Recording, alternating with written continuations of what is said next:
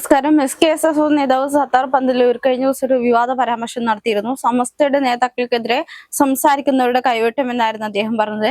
ഇതുമായി ബന്ധപ്പെട്ട് എന്തായാലും അദ്ദേഹത്തിനെതിരെ അഷ്റഫ് കളത്തിങ്കൽ പറയുന്ന ഒരാൾ പരാതിയുമായി രംഗത്തെത്തിയിരിക്കുന്നു. അദ്ദേഹം ഇപ്പോൾ പ്രതികരണം നടത്തിയിരിക്കുകയാണ്. പരാതിയുമായി മുന്നോട്ട് പോകുമെന്ന് തന്നെയാണ് അദ്ദേഹം പറയുന്നത്. യുവാക്കളെ പ്രകോപിപ്പിക്കുന്നതായിരുന്നു സത്താർ പന്തല്ലൂരിന്റെ പ്രസംഗം. പൊതുപ്രവർത്തകൻ എന്ന തരത്തിലാണ് പരാതി നൽകിയതെന്നും പരാതിക്കാരൻ കൂട്ടിച്ചേർത്തു. സംസ്ഥയുടെ നേതാക്കൾ ഇങ്ങനെ സംസാരിക്കാറില്ല. സംഭവത്തിൽ സംസ്ഥയ്ക്കും പരാതി നൽകും. മാറ്റി നിർത്തണോ എന്ന് തീരുമാനിക്കേണ്ടത് സംസ്ഥയാണെന്നും അഷ്റഫ് കളത്തിങ്ങൽപ്പാറ പറഞ്ഞു. സത്താർ പന്തല്ലൂരിനെതിരെ IPC 153 വകുപ്പ് പ്രകാരമാണ് മലപ്പുറം പോലീസ് കേസെടുത്തിരിക്കുന്നത്. മലപ്പുറത്തെ മുഗത സന്ദേശയാത്രയുടെ സമാപനത്തിലായിരുന്നു സത്താർ പന്തല്ലൂരിന്റെ വിവാദ പ്രസംഗം.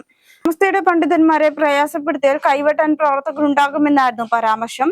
ഇതിനെതിരെ വ്യാപകമായി വിമർശനവും ഉയർന്നിരുന്നു.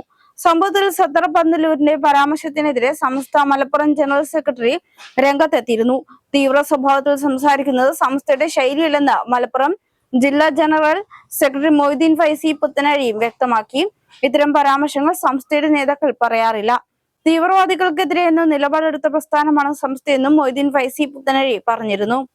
സംസ്ഥ മുഷവറ ഒരു തീരുമാനമെടുത്താൽ അത് അംഗീകരിക്കണം, അല്ലാത്തവരെ സംസ്ഥയ്ക്കും SKSSനും ആവശ്യമില്ലെന്നും സത്താർ പന്തല്ലൂർ പറഞ്ഞിരുന്നു. ജാമ്യനുരി പരിപാടിയിൽ നിന്നും വിലക്കിയ യുവ നേതാക്കളിൽ ഒരാൾ കൂടിയാണ് സത്താർ പന്തല്ലൂർ.